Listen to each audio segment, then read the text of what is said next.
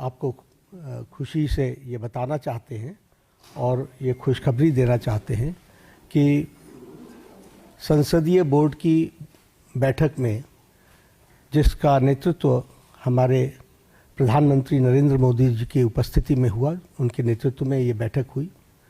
सभी पहलुओं पर चर्चा हुई और नामों पर विस्तृत रूप से जो पार्टी में एक्सरसाइज हुई थी, उन सारे एक्सरसाइज के बारे में डेलिब्रेशन हुआ, सभी के साथ चर्चा हुई, सुझाव मांगे गए और उसके बाद फिर ये तय हुआ कि हमारे उपराष्ट्रपति के प्रत्याशी के रूप में हमारे महाराष्ट्र के राज्यपाल श्री सीपी राधाकृष्णन जी, चंद्रपुरम पुन्नास्वामी राधाकृष्णन जी, उनको हम एनडीए का प्रत्याशी बनाएंगे और वो एनडीए के प्रत्याशी के रूप में रहेंगे।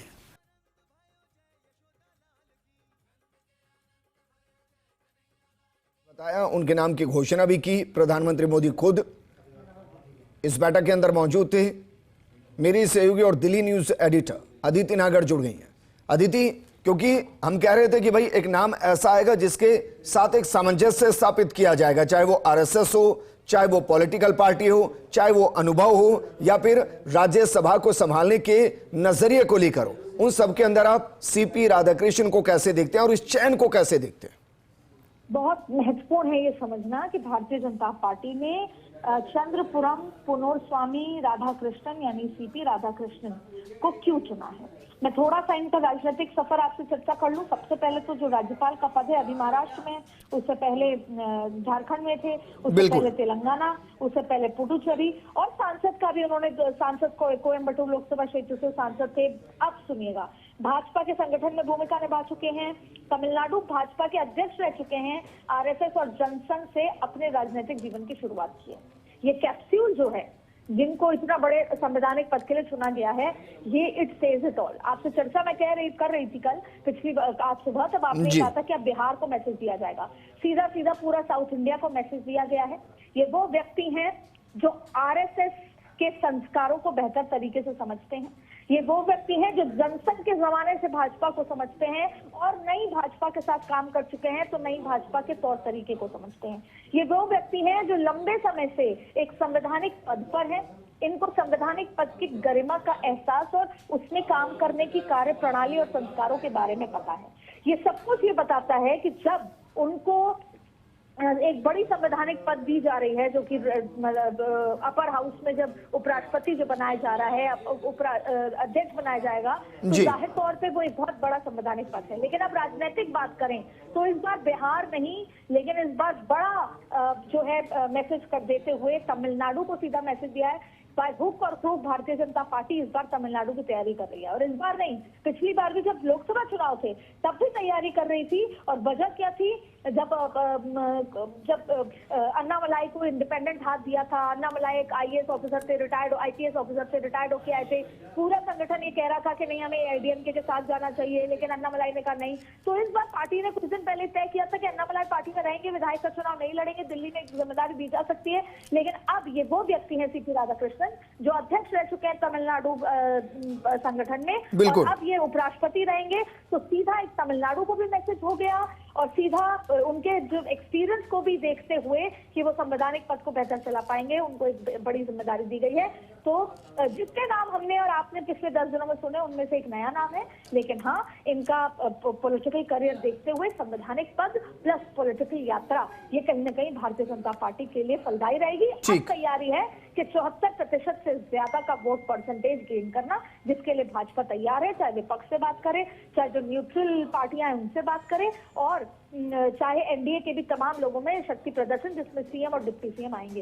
तो ये पूरी तरीके से एक शक्ति प्रदर्शन है और एक बड़ा मैसेज देने की तैयारी। अदिति, एक और सवाल, क्योंकि इससे पहले जब चुनाव हुआ था और जगदीप धनखड़ को एनडीए ने प्रत्याशी घोषित किया था, तो उस दौरान अपोजिशन ने अपने कैंडिडेट को उतारा था। हम जेपी नड्डा को सुन रहे थे, उन्होंने कहा कि हम कोशिश करेंगे कि भाई अपोजिशन से बातचीत की जाए और आम सहमति के साथ उन्हें उपराष्ट्रपति बनवाया जाए। आपको लग रहा है कि वाकई में अपोजिशन इसके लिए तैयार होगा? देखिए, आंकड़ों की बात करें तो भारतीय जनता पार्टी, क्योंकि इसमें अपर हाउस और लोअर हाउस के दोनों के जितने भी सांसदों की स्ट्रेंथ होती है वो वोटिंग करता है। तो अपर हाउस लोअर हाउस के लोग जब वोटिंग करते हैं तो उसमें स्ट्रेंथ अगर कुल मिलाकर देखी जाए तो भारतीय जनता पार्टी बहुत ज्यादा आगे है, इसलिए उस बात की कोई चिंता नहीं है। लेकिन अब बात यह है शक्ति प्रदर्शन, एनडीए का शक्ति प्रदर्शन तो होगा ही।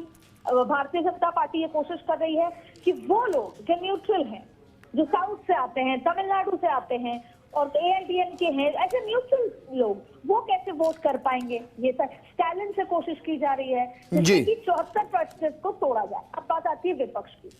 देखिए, विपक्ष को भी पता है कि वो कितना ही कैंडिडेट उतार लेंगे, फिर भी आंकड़ों का गेम बीजेपी के साथ है। लेकिन क्या विपक्ष वॉकओवर देना चाहती है?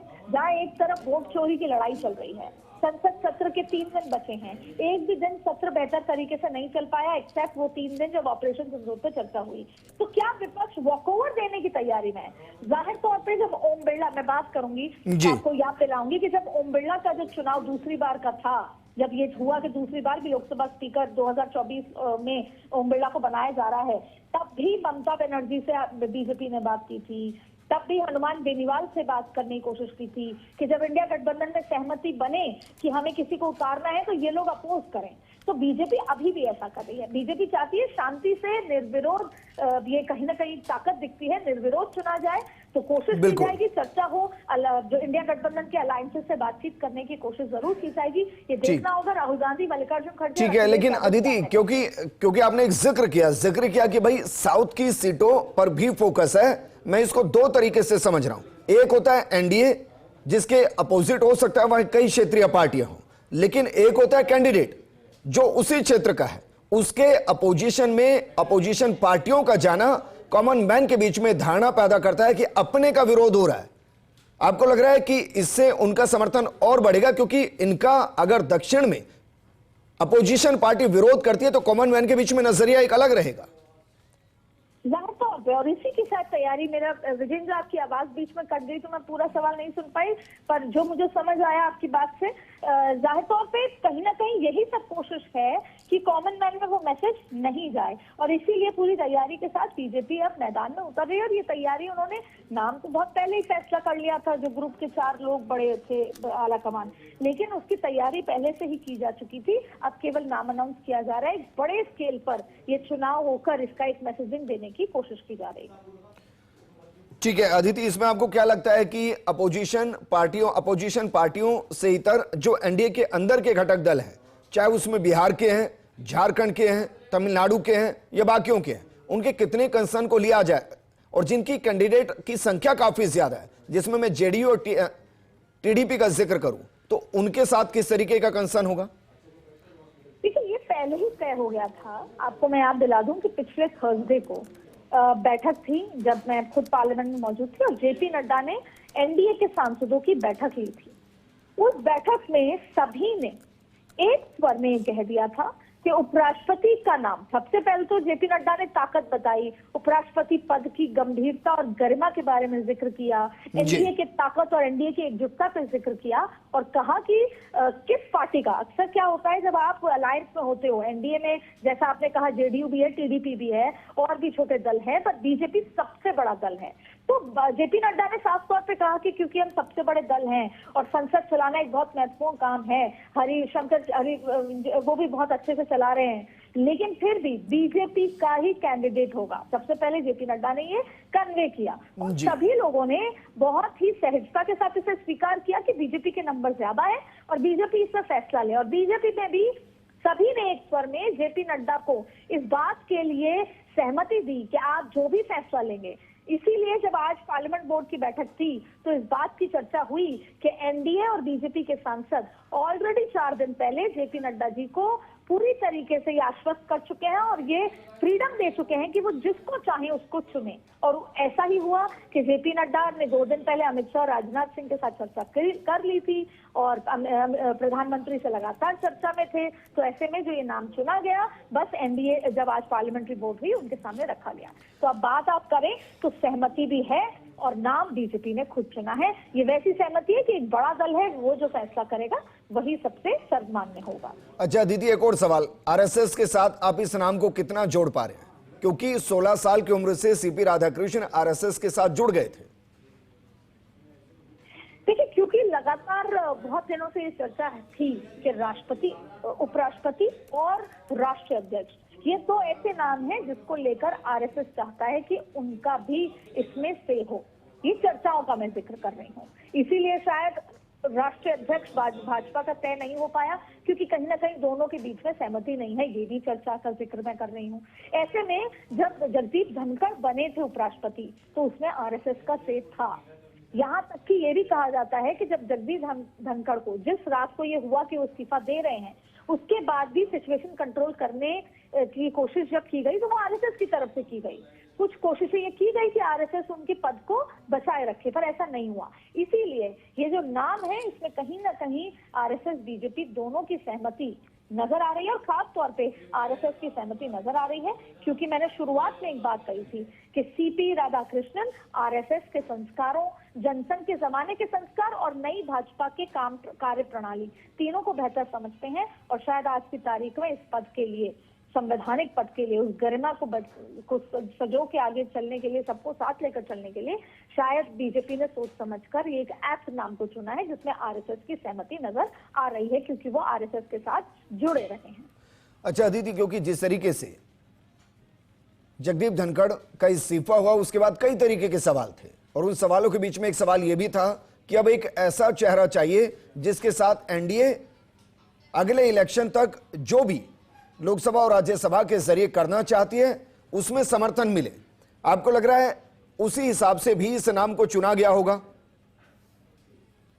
देखिए, अगर ये बहुत अच्छा मैसेज चला जाएगा, अगर बीजेपी विपक्ष को ये कन्विंस कर पाएगी कि निर्विरोध चुनाव हो, फिर अब अगला जो सत्र होगा, क्योंकि इनको 5 साल के लिए पूरा टेन्योर दिया जाएगा, जब इनका चुनाव होगा 9 सितंबर को, तो उसके बाद के सत्र में ये संचालन करेंगे अपर हाउस का। अब अपर हाउस में किस तरीके से विपक्ष को, पक्ष को साथ लेकर चलते हैं, जाहिर तौर पर। दूसरी बड़ी बात है कि साउथ इंडिया में एक बड़ा मैसेज दिया गया है। साउथ इंडिया के व्यक्ति अभी तक, जैसे अगर बीएल संतोष का जिक्र करें, तो वो पार्टी के संगठन, राष्ट्रीय संगठन मंत्री थे, लेकिन संविधान का इतना बड़ा पद बीजेपी ने दिया है, वो अपने आप में एक बड़ी मैसेजिंग की बात है।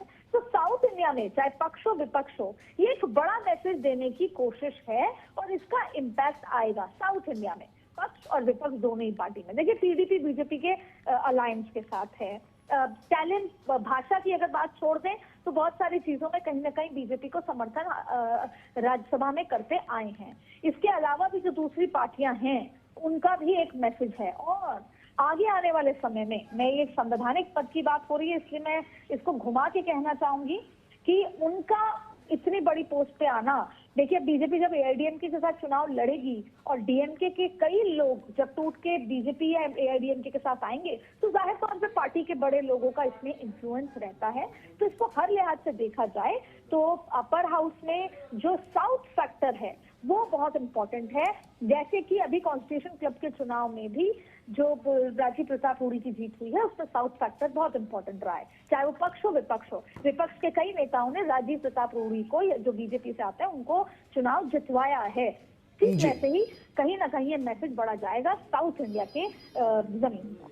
अच्छा अदिति, एक और सवाल, क्योंकि जो संवैधानिक पद की शपथ लेते हैं वो जाति धर्म संप्रदाय से परे होते हैं, लेकिन गंभीर समस्या ये है कि उनको फिर भी उसके साथ कनेक्ट किया जाता है। उस नजरिए से अगर देखें तो